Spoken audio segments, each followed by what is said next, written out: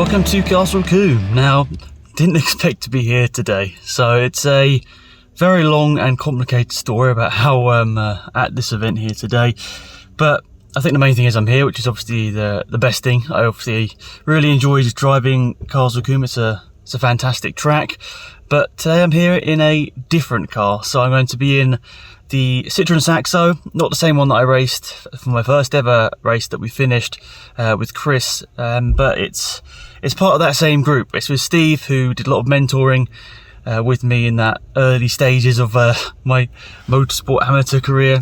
He helped me a lot in those first sort of track days and race. But yeah, we're sharing a car here today. So he's going to be doing one set of races and I'm going to be doing another set of races. So the car's going to be getting used quite a bit here today. Mark is also here in his green Saxo. So it's nice to get two of the little French cars out there. A lot of people love them. A lot of people have already come up in the paddock and said how cool they are. So very different to what I'm used to with the Honda. It's going to be a very interesting experience to get used to the car. I've never driven this one in particular into qualifying as well, with obviously some fast cars, so just do my best to try and get a decent enough lap time in, feel confident, and then get into that first race. It's probably going to be me driving around by myself, but I think the main thing is just to go out there and enjoy it. It's a new experience, a different car, so that's the most I can do really in this situation here today. Regardless, let's get to the action. We've got qualifying and then 2 races later on in the day, and some really cool support action. So hopefully I'll bring some footage that my dad shot here today in this video at some point. It'd been such a busy month, August, physically, mentally, so many ups and downs throughout this month. It was so tough to get through, and I had committed to all these races as well. So we'd done the 2 events on the 7th of August with the 750 Motor Club, Road Sports and Sidebar Trophy. Obviously this all got a little bit more hectic when we had the incident, so a lot more emotions going through me trying to get that car sorted and back out, which thankfully it was. I think 2 or 3 weeks after this event the Civic was ready to go once more. But we had that event at the start of August, and the 14th of August we raced the K8 with the CSCC at Snetterton. Then the next race we did was at Silverstone with the CMMCS in the Ford K once more. And then we're back here to Castle Combe, a track that I thoroughly enjoy, but I've just had so much bad luck with, I guess, over this year.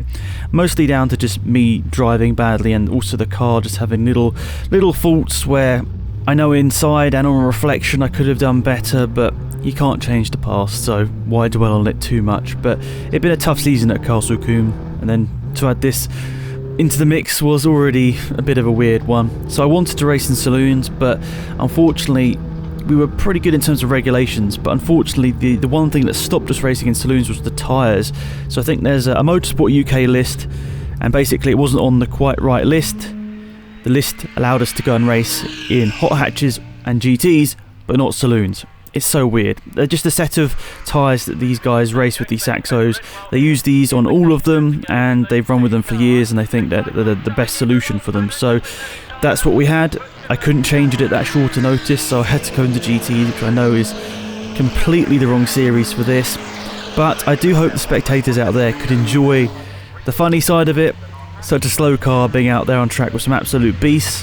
We had Lucky Kira's car out there, Ollie Bull's car out there, some Super Tourer, an Audi Super Tourer, Dominic Shepherd, and other Lamborghinis. It was a stacked grid in terms of impressive GT machinery, some crazy Caterhams as well, and then you got me at the back in my Saxo. Not even my Saxo, the Saxo I'm learning in this qualifying session here. So I've come out onto the track. I'm going around for my first lap here, taking it easy. I'd never driven this car before as I go out on track here. Then I look in my mirror as we go through the final chicane, and the boot has popped open. So I think it was just the hatches on the back, and I had to pull into the pit lane straight away. Luckily it happened right at the end of the lap. I didn't know whether it had happened sort of the first corner. I just happened to look in the mirror just after it happened, because I was preparing to go for a lap, my first hot lap. I was just checking there was some space behind, but through doing so I saw the back of the car. There was nothing there. There was no boot. It had obviously come open. But I did actually look just after it had happened, so that was a lucky little thing that went on there. So I'd pulled in, Steve got that fixed, and we'd go out again. But what all this did mean was an already short session would become even shorter for me in terms of learning this car. I needed to learn this car quick, and now I had about 2/3 of the time I expected rather than the full session. So that was really tough. I fully expected to not have any sort of pace this weekend, but this certainly hit me a little bit whilst I was already down, and it was a bit of a tough one here. But I'm going to play you out my best lap here. Please don't laugh, it's once again not especially good. But I was starting to understand the quirks of the car, but still it's a completely different ball game to the Honda. I know that sounds weird considering they're both hatchbacks of a similar size and not too dissimilar age, but wow, they were so different. I was really struggling, and that shows in this.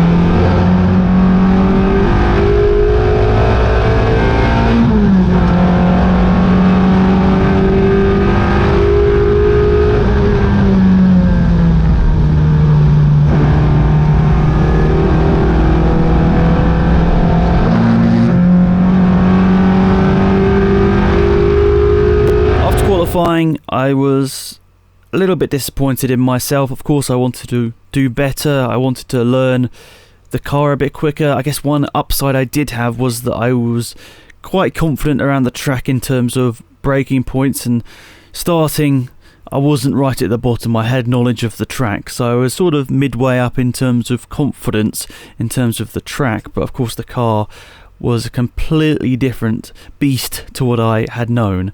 But regardless, we'd come into the pits. I wouldn't be over the top happy, but I wasn't really disappointed because I had got that time in the car now, and I could take a bit of confidence going into the first race of the day, which was actually quite a lot later on in the day. So that's qualifying done here, Castle Combe. Now, didn't go particularly well, I guess I'd say, for myself, just because I was just learning the car, and I just didn't really feel at one with it. I think I had a little trip across the grass as well, which obviously isn't ideal, but I guess it's good to find where the limits are in it. I think we had like a transponder issue, so we were not timed, then I think they reinstated us. I don't know, maybe I supplied the wrong number. It's my first time driving it, so I think some of the details maybe hadn't all been transferred across from the Civic. So regardless, really fun car to drive. These Saxos, you know, they're loved for a reason in just car culture and racing as well. There's some really immaculate ones out there still racing around, and people just absolutely love them. So yeah, in terms of qualifying, wasn't really expecting anything. I wish I'd maybe just got a slightly better lap time in there to be a bit more confident going to the first race, but to be perfectly honest, I'm happy with just like the learning experience from that first one, or that first session I should say. So we got race one in a while. We were the second session of the day, and I think our first race is like a 10th or 11th session of the day, so we've got a long wait now to the first race. But regardless, a few things are going to happen. We have Steve going out and qualifying. He's going to be doing a hot hatch race, and Marcus is also here. He's going to be racing in the hot hatch race too. So they're going to be out. Then we'll see if there's any things we want to change with the car, and then we'll get ready for race one just after lunch. On reflection, I can't believe how busy this paddock was. It was really awesome. I think we were sharing this weekend with the classic Touring Car Racing Club, CTCRC, and they have some phenomenal cars out there, so it was nice to see them out there as well. And as it was an arrive and drive sort of deal, I was able to go and look at some of the racing a little bit more than I had normally done so that was quite cool. I was up there with my dad, which was nice. John unfortunately couldn't make this one, so it was nice to share the journey up there with Dad. I guess I was sleeping for a good amount of it, or at least resting my eyes, as I had had a long day the day before. But an awesome paddock, some fantastic cars. Dad had the opportunity to go around there and take some footage throughout the day as well, so some really awesome stuff that he managed to capture as well. Very appreciative of him doing so. And yeah, it was a good day for all, and before we knew it, we were sort of looking towards Steve's qualifying session, because it was a little bit later on, but he was in the same car, so prep needed to be done. So a quick update before we have our first race here at Castle Combe. Steve just did his qualifying session in the hot hatches. He was about 2.5 hours after mine, so there's a bit of a wait there, but he found that the one of the drive shafts, one of the front drive shafts, he was feeling it start to go, so he's come in, and miraculously he's already changed the drive shaft, and incredible. I mean, I wouldn't be able to do it, but he's done it in what's like 15-20 minutes. Absolutely mental. But so that's all sorted for our race here, and of course I'm not really expecting anything. This is very much an oddball race for me to come in and just randomly do, but I'm happy that we did it, because I mean, at the end of the day, this car's a lot of fun to drive. It's been a couple of years now since I've driven a Saxo, and I've got to say, it's a much more visceral experience. You're shaky around quite a lot more. You feel in some ways much more connected to the car, but other ways it's very different to the Honda as well. So that was a very interesting learning experience to drive the car for the first time ever in the qualifying session with such fast cars. But yeah, unfortunately we couldn't race in the Saloon Car Championship, which is what I wanted to do, because it would have made sense for Steve and Marcus to do hot hatches and for me to do saloons. But unfortunately, the tyres of all things were the thing that stopped it from being in the saloons, which is really odd. So it's fine in hot hatches, and obviously fine in GT. It's a very open category, but wasn't fine for saloons, which I found slightly odd. Regardless, we've got my race coming up soon. Of course, a bit nervous going to this one, having not done too many laps in this car, but the car's now stiffened up a little bit after my qualifying session. A few changes that Steve did to stiffen up the car and make it just feel a little bit more like a race car rather than lurching from one side to the next. So yeah, fingers crossed that all works out for me as well. But Steve said it looked a lot better in his session than it did when I was out there, and the car was all over the place in terms of wobbling around at the top. So yeah, we're gonna get ready for my race now and see how it goes. So getting ready for the first race. Now, as mentioned, I knew I was not going to be racing anyone here unless something crazy happened. The weather throughout the whole day was set to be dry, so no chance of any rain to possibly make it a little bit more interesting. I'd had one whole race of experience now in the rain, so I felt like I was ready to take it all on. But in all seriousness, I was out there, I'd paid my entry, so I just wanted to have fun at this point. I realised it was going to be a tough weekend in terms of having a good battle with someone, but you can still have fun driving around by yourself, which is kind of what I've been doing with the KA over those past two events. So it is nice to be in something a bit more powerful again, but I can't lie, it's still a similar situation. Down on power to everything around me, but this time it's obviously more down to being in the wrong series rather than just not having anyone in your class to race with.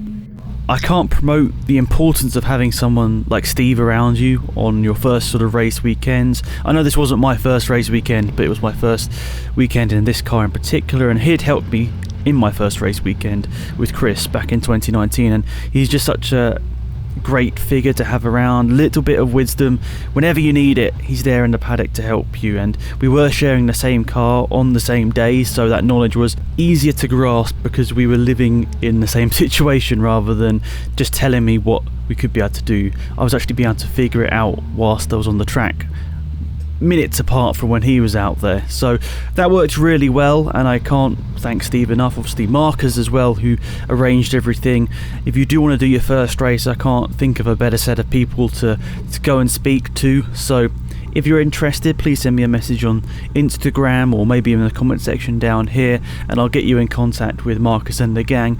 They're a great group of people and definitely would be very helpful going into your first race weekend ever. And it's some cheap arrive and drive services that they do, so it'd be pretty cheap and a really good time. So here we are, round on our formation lap here. Of course, relatively little experience in this car, so I didn't want to be right up behind the car in front, because I know it's possible to be involved in an incident off the start line. You know, I might have been involved with one myself, so I wanted to just give myself a bit of a gap, considering I had nothing to gain here from being right up behind the car in front. So overall, my aims for this race: try and be consistent, try not to go off the track, and just have a good time. So as the flag would fall, I would see all the other cars disappear into the distance. At this point, it was all about me just keep it on the track and enjoy myself, as I mentioned. And while it was tough and I was still learning the car through every single corner, I was starting to understand a bit more the quirks of this car and where I can get faster. But I still realise I'm quite far away from that ultimate pace here. Wouldn't be too long before I'd see cars catching me in the mirror. It was actually a really fantastic battle for the lead of this race, and in the second one as well. Lucky Kira versus Ollie Ball was a really special battle to watch. Great to see them at the front in two very different cars. But I tried to make sure they just got out of everyone's way in the best possible place. Sometimes that didn't quite work out, but thankfully now I have a bit of experience around Castle Combe. Unlike my first couple of events in the Honda, where I was lapping around this same sort of pace, I now know exactly where I can hand over a position and what the time it will take between this part of the track and the next part, so I can judge letting people through a bit better. I say a lot better. I think that sort of knowledge is very helpful when you know you're going to get lapped like myself. So at this point, I was setting better lap times than I did in quali. I was generally enjoying myself, but unfortunately, a few laps in, towards the end of the race more likely, I started to struggle a bit with gear selection issues. Let's have a listen here as I was getting lapped, but something else put me off the track.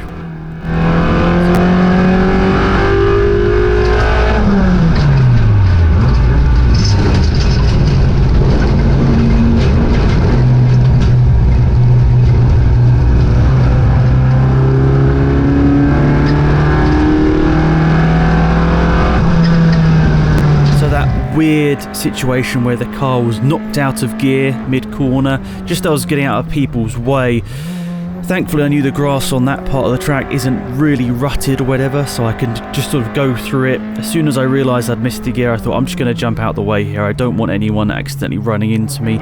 Okay, it was maybe a bit extreme, maybe I didn't need to run into the grass there, but I just wanted to make sure that I didn't collect anyone there whilst selecting the right gear. I had no idea why it popped out of gear in that situation, but it did actually sort of sow a seed in my head, which we'll speak about later on. The gearbox wasn't 100% well. But apart from that, a little off-track moment, a bit of a gear selection issue, no boot opening in the middle of the session, nothing quite that dramatic, only one off-track excursion and a little bit of an issue with the gearbox, but overall was feeling quite good. The brakes were juddering, but that's just as Steve was saying. I'm probably a bit used to the Honda being quite silky smooth under the braking, even though I feel like there's no power there. At least they're consistent and no big judders, so that was a bit strange and something to get used to. But all these quirks, as mentioned, I was getting used to. I was going around, still very, very new to this car, so I wasn't exactly expecting record pace, but pleasantly surprised with myself of the improvement into this session. I know I didn't have much running in qualifying, but I think overall I was quite happy with the improvement in this race, apart from that little off. But coming across the line, massive thank you to all the marshals and just everyone at Castle Combe that puts on these events. I fully expected to not really do any racing at Castle Combe in 2021. We had that sponsorship deal at the start of the year that allowed us to go racing for the first time. at this track, and then it spiraled that a few of the other events lined up quite well for me, and I ended up going to those. I did miss a decent amount of the season around the summer break where I was busy with other stuff and Formula 1 work, but I was able to get back here for the last couple of rounds. The aim was to race the Honda at this race in the saloons, but unfortunately that didn't work out, so we had to go to the GTs, and I'm hoping for the last race of the season we'll be able to race the Honda in the saloons. So there we are, race 1 done here at Castle Combe. I said this was going to be an interesting experience driving this car for the first time here today, and I don't know what to really think here, because I feel like the lap times were probably actually better than I would have expected. Stiffening up the car, which Steve did after my qualifying session before his, I think really significantly made the car feel more like a race car, which is what you want. And yeah, just generally I feel like I drove a little bit better in that race. I mean, I didn't have too many laps where I wasn't looking in my mirrors and getting out of someone's way, but that was to be expected after we couldn't do the saloon race that I sort of wanted to do. So regardless, we got another race experience in, which is obviously very important for me. It's been a busy year. I'm gonna have to work out at the end of this one how many races we've actually done, qualifying sessions and stuff like that, test days, track days. Be interesting to see how much time on track we've had this year, but it's been a lot of fun, and this new experiences today is another one that I've got to say I'm very happy that I did it in the day. I mean, if I was here in the Honda, maybe I wouldn't have been enjoying it so much. I don't really know. It's always a strange one, this, but regardless, it's been a really enjoyable day so far. The first race was as expected. I haven't checked the lap times, but it felt a nice chunk faster. I'm hoping that is the case, and yeah, so we've got quite a wait until the next one. After this race we've got a bit of a wait, and then we've got the hot hatch race and then my race back to back. So I think that's going to be an interesting sort of turnaround, whether we've got enough fuel. I think we've got enough fuel to do it back to back, but it's going to be quite close, so let's just keep our fingers crossed that that's the case. I have to do some lifting and coasting to make sure we get to the finish. No, I don't think it'll be like that, but we'll make sure before my session goes out that will be good. Anyway, looking forward to the second one here.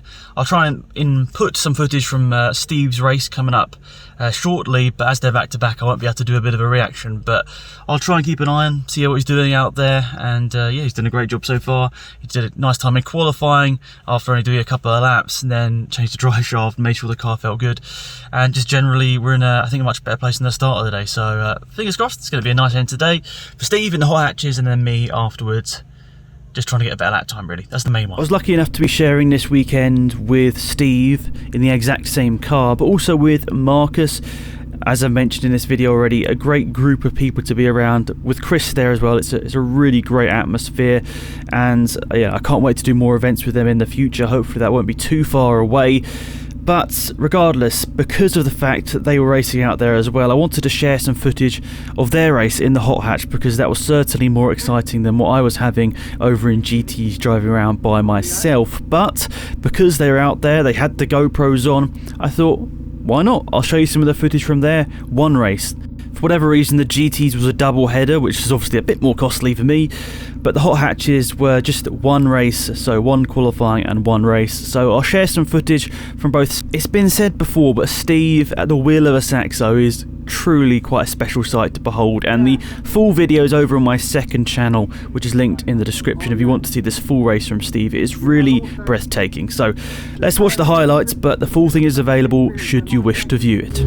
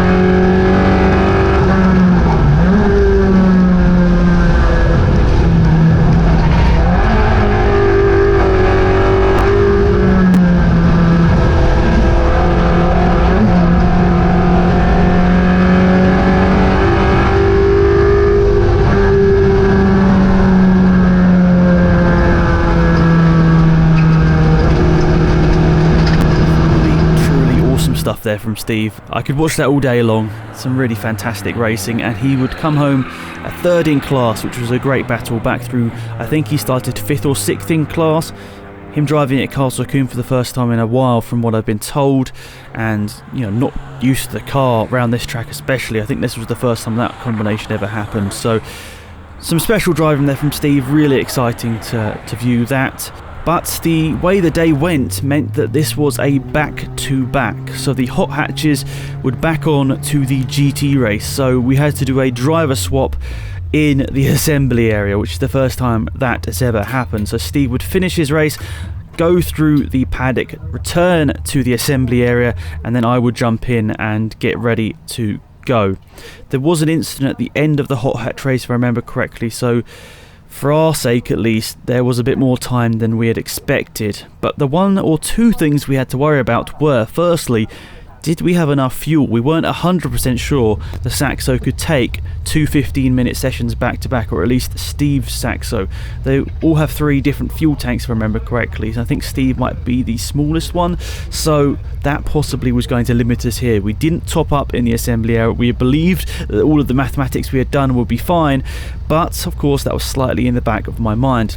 The second thing was something that Steve said to me as I got in the car. He mentioned the brakes again, which I had already understood from the first race, but just once again letting me know that there's nothing to worry about there. But what he had said was there was a bit of an issue with the gearbox. It was slightly playing up. It didn't feel quite right. He thought that possibly a gearbox change was needed. Of course, we couldn't do that in the assembly area with 5 minutes before the race. So I had to go out there with the knowledge that I was unlikely to finish this race. I probably was not going to get to the checkered flag. The gearbox was playing up, and even though Steve had tried his best to get through the session, he was still struggling towards the end with selection. So, was I going to be able to get to the finish of this race? That was on the top of my mind as I went onto the grid here for this final race of the day. I think it might have even been the last race full stop.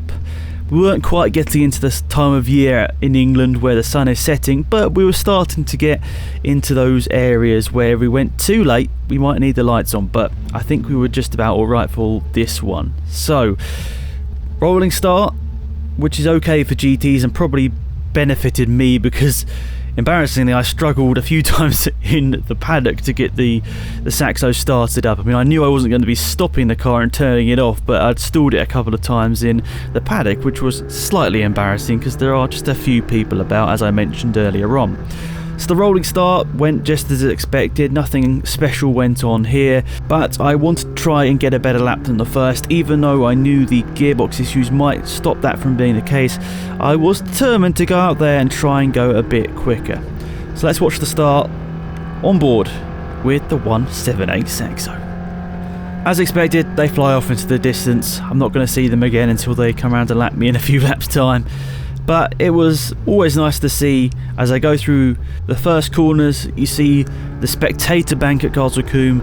So many people there. It's hard to forget sometimes that this is a club meeting. This is a small meeting, one of the smallest meetings in the country in terms of how it's listed, and there are so many people here. I've actually mentioned it on a little post I made for the Castle Combe magazine. They have more spectators here than I've seen at some big international events. I remember DTM a few years back had a really poor attendance on one of the days, and Castle Combe was, from my eyes at least, having a bigger audience on this day, which was really awesome. Some special machinery out there, to be fair. I think lots were interested in Lucky Kira's Lamborghini, but also the classic touring car racing club has some awesome machineries out there as well, so it was great to see them out there, and I think that's probably what drew a few people to this one as well. Sadly,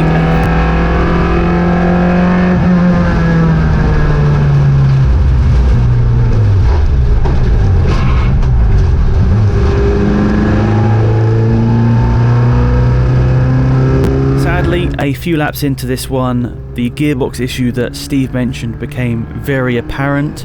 So it all seemed somewhat okay in the early stages. I was able to shift into gears. It wasn't quite normal, but it was normal enough to set decent enough lap times. They weren't great, don't get me wrong, I wasn't able to get anywhere near my first race lap time, but still, it wasn't drastically off the pace that I was setting in the first one.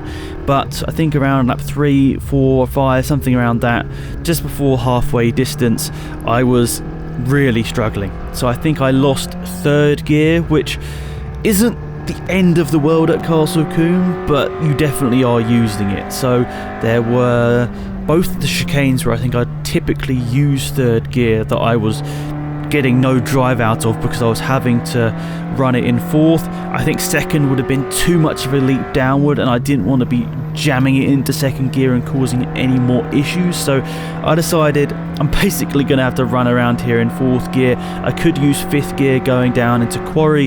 That's where I was able to go and get top speed, but then out of quarry sometimes I was selecting third depending on the run. So it meant some pretty poor lap times, which I can't lie is slightly embarrassing on reflection, especially as this car is so out of class anyway.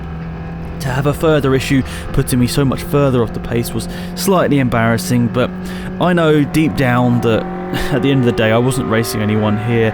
Yeah, it might have been a bit funny for all the spectators out there to see a Citroen Saxo up against some of these beastly cars, but that's the way the cookie crumbled for my season, and that's why I end August with such a weird combination of event, car, etc. Anyways, I would bring the car to the finish significantly slower than I did in the first race. I think I was a further lap down in this one because of the slower lap times, but it is what it is. I got to the checkered flag of yet another race, which I was happy about. Yeah, I didn't really enjoy myself as much as I did in the first one, but there were still some fun moments in there as well. At the end of the race I did have to just go through one of the chicanes late on to make sure I didn't get in the way of people, and I think at that point I did have to slot down to second gear. I was just getting out of the way of people because I saw there was a decent amount behind me in terms of 2 or 3 cars, and I thought if I get in the way here I'm going to have such a bad run out of this corner, I'm going to maybe get in people's way and affect their battle, so I would just go down the escape road and get out of their way. Not ideal, but it is what it is, and I tried to my best there to get out of everyone's way, because that was really my main task here today. So, checkered flag out for the second one. I was generally okay with how the weekend went. It was nothing to do with the car.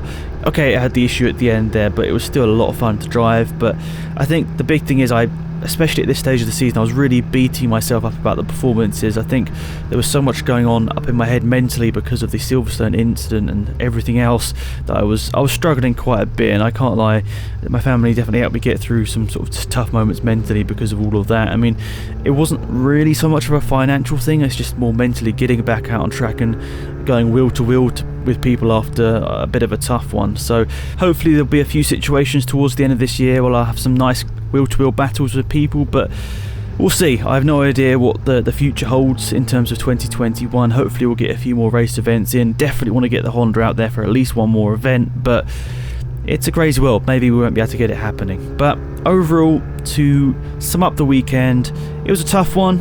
I think that's said been the case for most of my races this year, but I did have a lot of fun, and I think having the company of Marcus, Steve and my dad really made sure that even though it was a tough one out on track, it was still really fun apart from that, and some really cool cars out there as well. You know, to be able to watch all those classic Touring Car Racing Club cars out there when I wasn't racing myself was actually really quite special.